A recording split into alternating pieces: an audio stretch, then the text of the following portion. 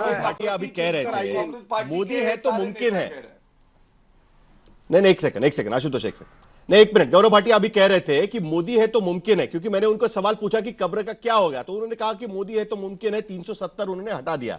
तो ये मामला कहां तक जाएगा? लाल किला, ताजमहल वगैरह सब कुछ उसमें आ जाएगा बाद में, ऐसा आपको लगता है? मामला तो वही उसी तर्ज पर जाएगा ना, क्योंकि मुगल शासकों ने तो बहुत सारी चीजें छोड़ी हुई है इस देश में। अब 10 साल के बाद एक एक चीज अगर याद आ रही है तो मामला, ये फहरिस्त तो बहुत बड़ी लंबी हो जाएगी। ऐसा है कि काफी सारी फहरिस्त में ये सब चीजों के नाम शामिल है। देखिए साहिल, इस पूरे मामले में क्या महत्वपूर्ण है, 2001 में जब तालिबान अफगानिस्तान में पहुंचा तो बामियान को उड़ा दिया उसने, क्योंकि वो उनकी विचारधारा से मेल नहीं खाता था। तो अगर हिंदुत्व की विचारधारा से कोई चीज मेल नहीं खाती है तो फिर वो क्यों रहनी चाहिए?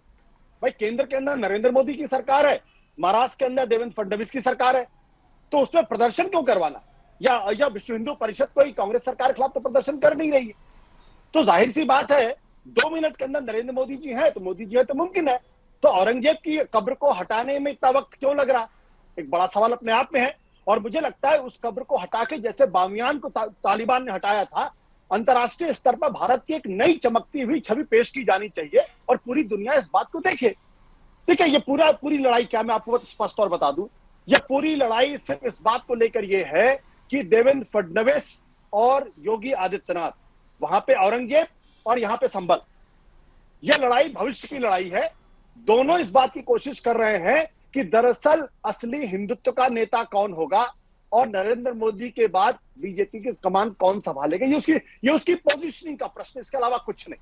देवेंद्र फडणवीस को मैंने 2014 से लेकर 2019 तक एक मुख्यमंत्री के तौर पर देखा। उनकी ये भाषा, उनका ये टेम्पर, उनका ये तेवर नहीं था। आज उनके टेम्पर तेवर बदले हुए दिखाई पड़ते हैं। तो किस लिए?